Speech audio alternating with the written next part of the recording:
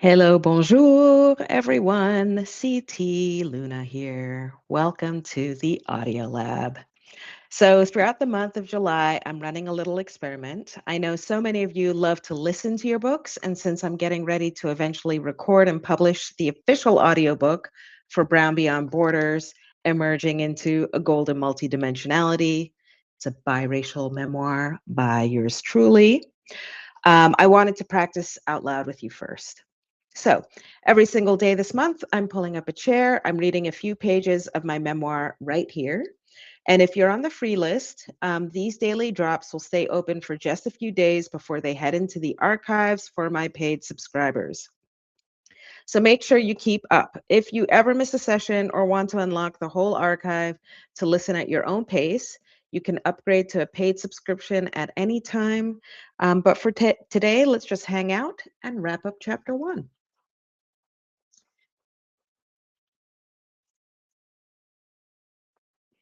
At university, I took classes with a young woman whose family had left Iran in the early 1980s.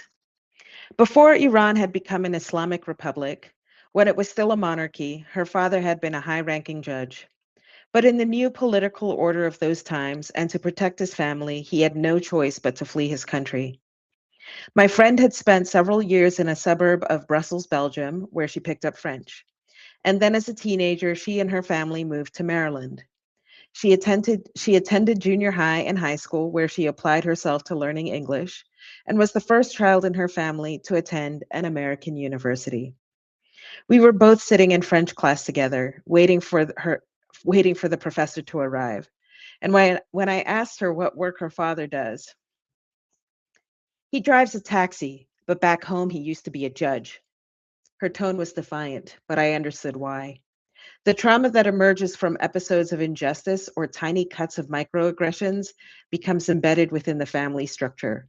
It's encoded in each family member's genes and passed down through the generations. And this inherited burden of pain and oppression, though often unspoken, can weigh heavily on the psyche of immigrants, including young immigrant women.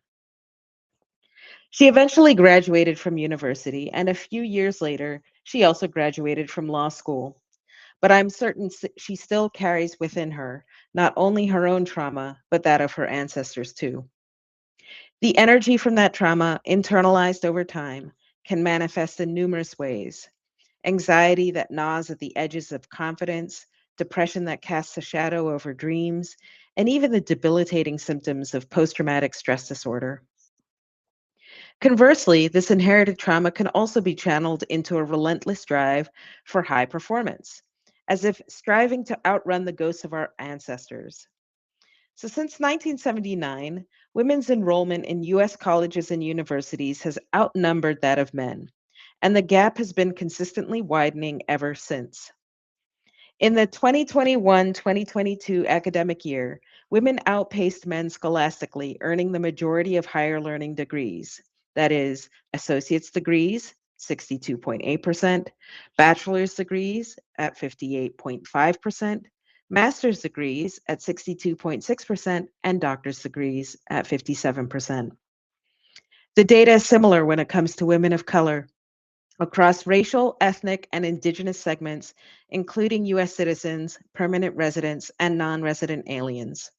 For example, in 2016 to 2017, the following female demographics outperformed their racial and ethnic counterparts in earning their master's degree: Black women at 69.9%, Latinas at 64.6%, Asian and Pacific Islanders at 56.7%, American Indian, Alaska Natives at 66.1%, and biracial or multiracial women at 63.5%.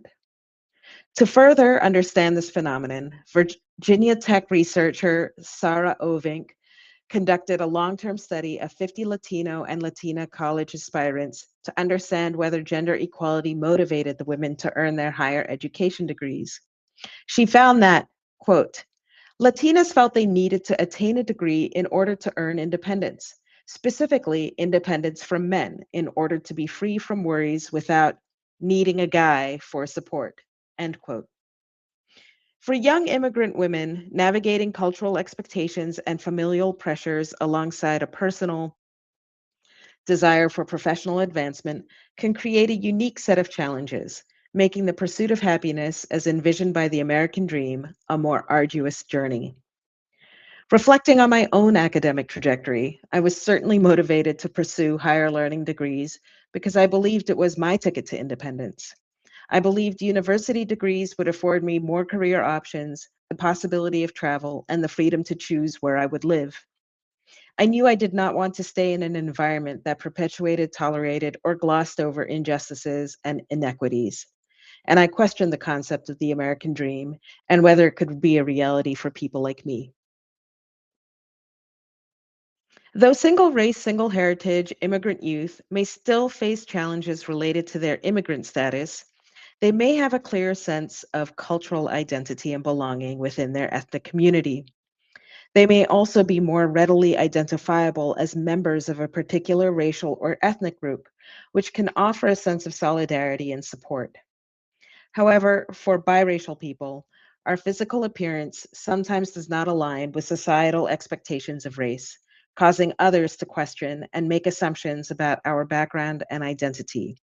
For example, throughout my childhood, I've been asked by Asian-looking women if I'm part Vietnamese or Cambodian. In other instances, people have approached me speaking Spanish, asking for directions or where I'm from.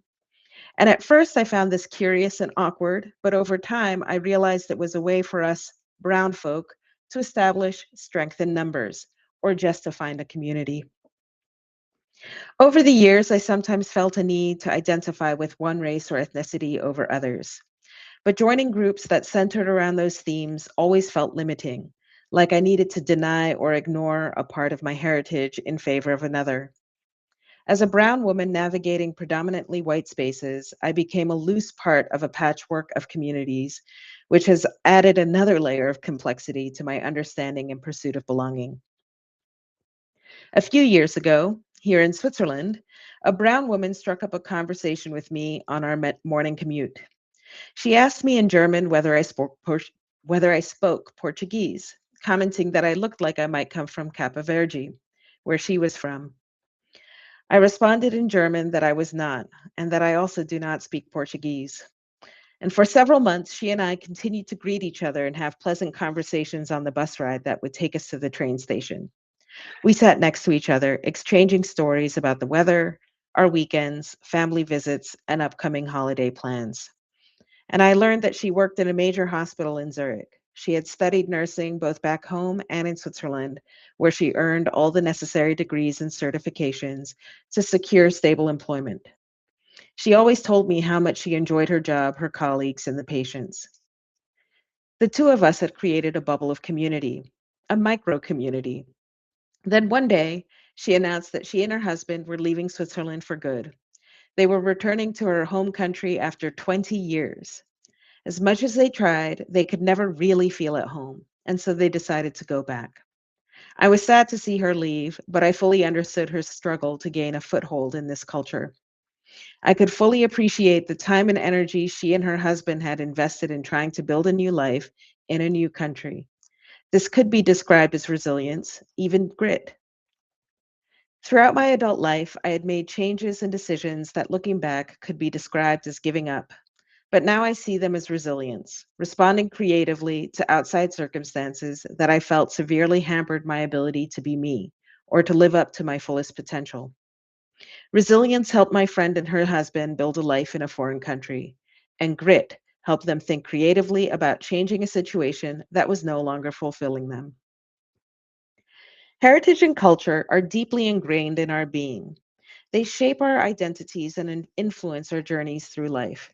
They encompass the traditions, values, beliefs, and practices passed down through generations, forming a unique pattern that tells the story of who we are and where we come from.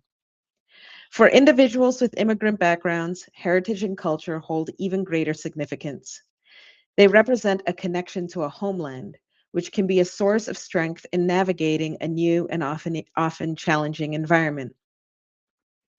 Embracing heritage and culture is not always a straightforward path.